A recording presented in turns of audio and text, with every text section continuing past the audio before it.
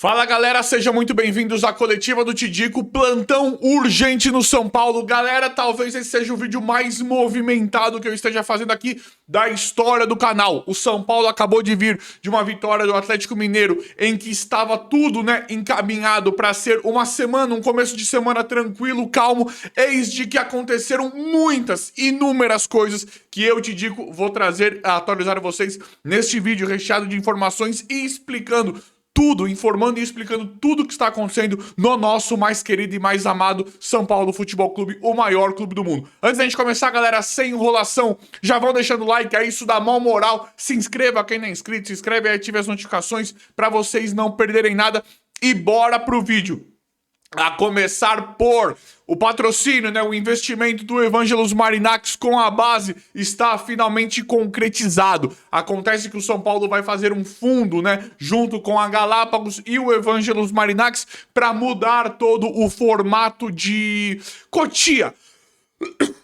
Perdão, gente. O fundo ele é montado para mudar a gestão, o formato que o São Paulo faz em relação à Cotia.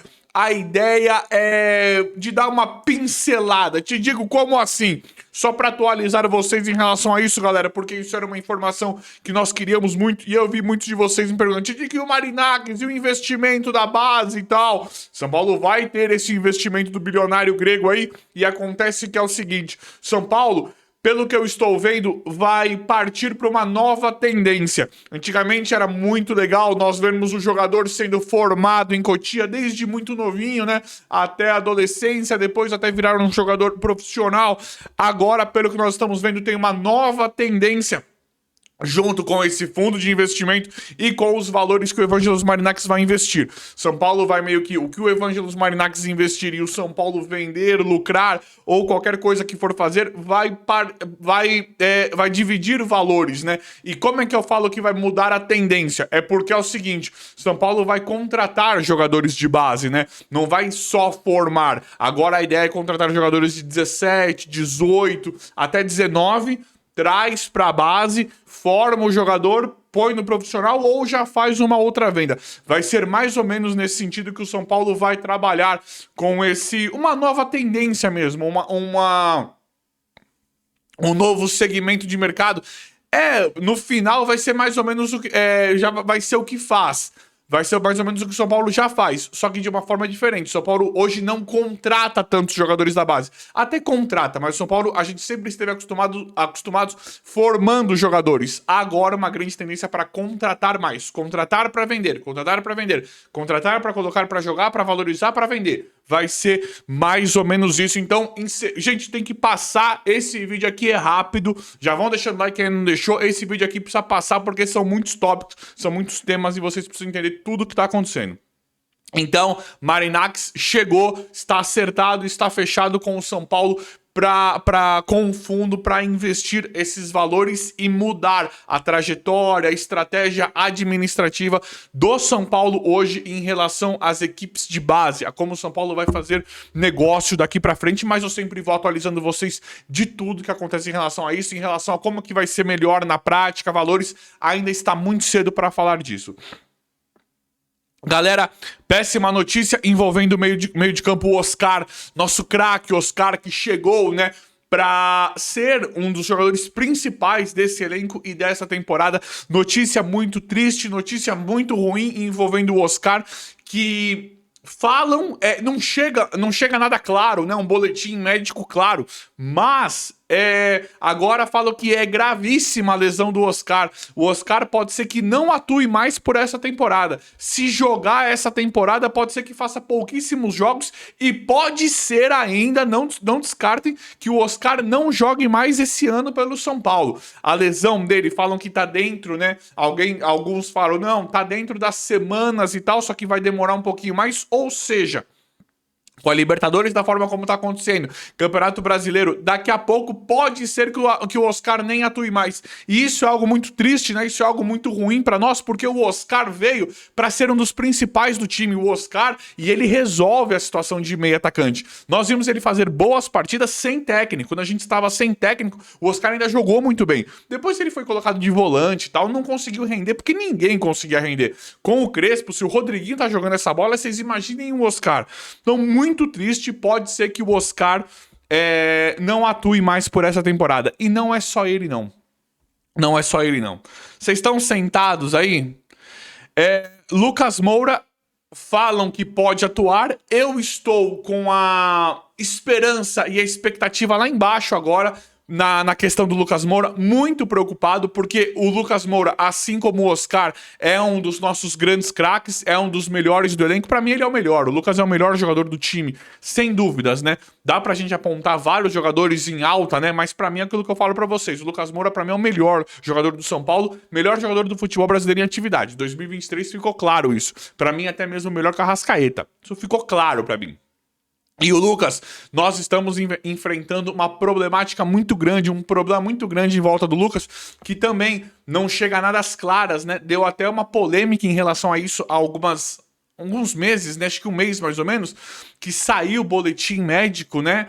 Explicando a situação do Lucas. E isso pega muito mal. A gente não queria ver o boletim médico, a gente queria ver alguém, né, um diretor de futebol, na verdade acho que isso não tem a ver com o presidente, a gente queria ver um diretor de futebol, ou de um Rui Costa, um Muricy, sei lá, alguém ligado ao futebol, que chegasse e falasse as claras, né, o que aconteceu com o Lucas. A gente não queria ver boletim médico, isso pega mal, por mais que pode estar tudo certo o que estão fazendo lá e não conseguiram recuperar, tentaram fazer o procedimento, como é que eles chamam? Procedimento conservador, que é não fazer cirurgia, né, tentar voltar o jogador de forma natural. Pega mal nós vermos o boletim médico. Não é isso que nós queríamos. Nós queríamos que alguém chegasse e falasse: aconteceu isso, isso e isso, vamos recuperar assim, assim, assim. É isso que a gente queria. Mas não acontece. Agora nós estamos com um problema gigantesco. Acabou de acontecer isso aí com o Oscar, que agora a gente não sabe mais o grau da lesão, o nível de lesão. Já perdemos as esperanças para recuperar o Oscar e está acontecendo isso com o Lucas. O Lucas agora não se sabe ao certo. Pode estar disponível daqui a pouco, no próximo mês. Pode não estar disponível. O que tá chegando tá muito difícil a situação física do Lucas de recuperação. Muito provavelmente terá que fazer cirurgia. E neste momento, cautela total para trabalhar, para colocar o Lucas para jogar em qualquer jogo.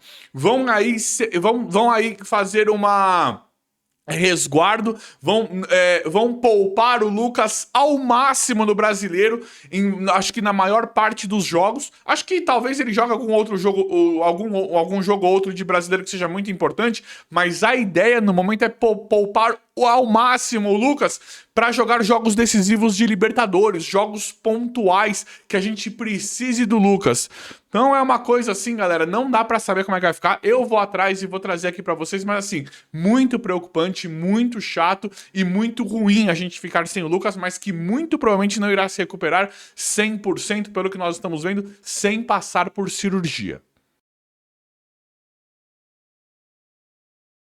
Galera, Marcos Antônio também lesionado, está com uma lesão muscular.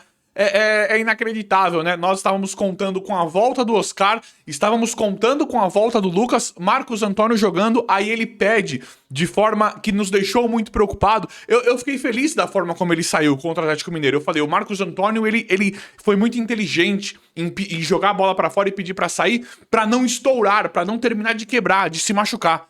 Só que agora não, agora aparentemente, falam que é uma lesão muscular, ninguém tem, eles não têm nenhuma data, né, não tem nenhuma previsão de retorno, mas é muscular. Vamos encarar, vamos entender que talvez seja algo mais leve, talvez tem que ser, na teoria, algo mais simples pro Marcos Antônio jogar. Então é uma coisa inacreditável, galera. É muito triste mesmo o que está acontecendo com o São Paulo em um momento espetacular do Crespo. E o São Paulo hoje, São Paulo é o melhor time do Campeonato Brasileiro. Nessa chegada do Crespo, na sequência que o São Paulo vive no momento, o São Paulo hoje é o melhor, falando de números. E de futebol também, né? Aqui é legal que não fica só aqueles números injustos, né? O São Paulo hoje, até na bola, no futebol, é o melhor time do Campeonato Brasileiro. Olha que coisa bacana, que coisa legal. Aí a gente acorda com tantas informações e notícias estranhas em relação ao São Paulo. E não para por aí. Então o Marcos Antônio, por mais que tenha sido... Eu acho ainda que foi bom ele sair daquela forma para não estourar mais o músculo, né? Falam em lesão muscular. Não tem previsão de volta do Marcos Antônio. Mas eu acho que ainda foi bom, porque... Pelo que eu vi, da forma como ele saiu, podia acontecer algo muito pior. Ele podia realmente se estourar, agravar uma lesão, né? Que vamos torcer para ser o mais leve possível para ele voltar o quanto antes. Porque é aquilo que eu tava falando. A gente tava contando com a volta do Arboleda, a volta relâmpago do Caleri, Oscar, Lucas, Wendel. Oscar não vai voltar, Lucas tá com um problemaço, Marcos Antônio se lesiona, é uma coisa inacreditável. E não para por aí. André Silva se lesionou também, provavelmente não, pelo que estão falando aí, de jeito nenhum jogará mais nessa temporada. Lesão ligamentar. Lesão ligamentar do André Silva desfalcando o São Paulo. Isso aí é azar. Eu não estava gostando tanto do futebol do André Silva, tenho falado isso pra vocês direto, mas é muito azar. Escadinha, né? Caleri, Rian Francisco e André Silva. Machucou todos os centroavantes. Aí agora a diretoria, eu não entendo por que contrata Dineni e Tapia. Porque assim, a diretoria não confia em nada nesses caras. Em nada. Eu concordo que esses que são jogadores de menor expressão. O Tapia acabou de fazer um gol que foi muito bacana pra ele, pra nós. E pra ele voltar a moral, voltar a confiança. Mas e o Dineno? Por que trouxeram esse cara já que ele não ia jogar de jeito nenhum? Então, é muito triste também essa lesão do André Silva. E a diretoria é oficial. A diretoria do São Paulo já se movimenta agora. Agora para contratar um centroavante. O São Paulo quer contratar centroavante agora para repor essa semana. Para já repor a ausência, a lesão do André Silva. E um dos nomes bem bacana é o Vardy, Jamie Vardy, vocês lembram dele? Ele é, pelo que eu estou vendo, a torcida, ele é um nome que anima demais a torcida, animaria demais o torcedor do São Paulo e principalmente pelas características contratuais, o status aí, né, o contexto da situação. O Vardy não é novo, ele é velho, tem 38 anos, mas jogou muita bola. Acontece que o Vardy ele tá sem clube e não custa nada, né? O Vardy ele tem um valor avaliado hoje de 1 milhão de euros. 1 milhão de euros, né? Ele, em teoria, ele é um cara mais barato que o André Silva, que nós pagamos o quê? 25, 26 milhões de reais, fora salário. Então o Vardy hoje ele é mais barato que o André Silva. E eu, por uma medida, né, de urgência, de extrema urgência, eu acharia legal trazer um cara igual o Vardy. Jogou muito, é um cara de experiência de Europa, é mais velho, mas ele ficaria como uma medida paliativa. Não é que nós estamos depositando a esperança da temporada pro Vardy. Eu acho que seria uma aposta legal. A torcida se anima demais com o nome do Vardy. É um nome coerente, não é novinho, mas nós saberíamos do risco. E é um cara sem clube muito barato. Hoje tá barato, completamente desvalorizado, né? Nem precisaria do aporte de patrocinador da Superbet, não precisaria de nada disso. É um cara hoje relativamente muito barato. E eu gostaria, gente. O que vocês acham do Vardy? Vocês acham que seria uma boa? Barato, sem clube, não é novo, eu sei. Só que nós já temos os jogadores. Nós já temos os principais. Os principais são Caleri e Rian Francisco. Claro que estão lesionados. Aí você tem André Silva, você tem Dineno, você tem Tapia, você tem o Luciano, que também é centroavante. Joga muito mais de segundo atacante, né? Mas o Luciano também é centroavante de ofício, né? Eu acho que a diretoria, nesse nesse desespero agora, nessa loucura para contratar agora um centroavante, porque claramente não confia no Dineno e no Tapia para jogar, porque tá sem Caleri, sem Rian e sem André Silva...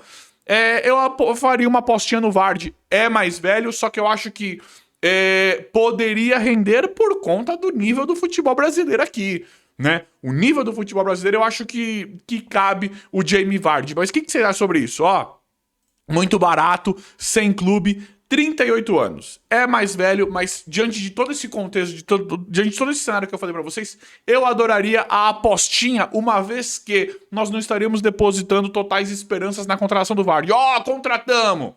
Não é isso. É contratar com uma medida paliativa, sabendo dos problemas que pode ter do cara jogar ou não jogar, estar lento ou não, estar em boa fase ou não. Só que os titulares já estão lá. Eu acho que para uma composição de elenco, eu gostaria, acho um nome interessante pela proporção que esse cara tem, né? É um cara gigante lá. Gigante.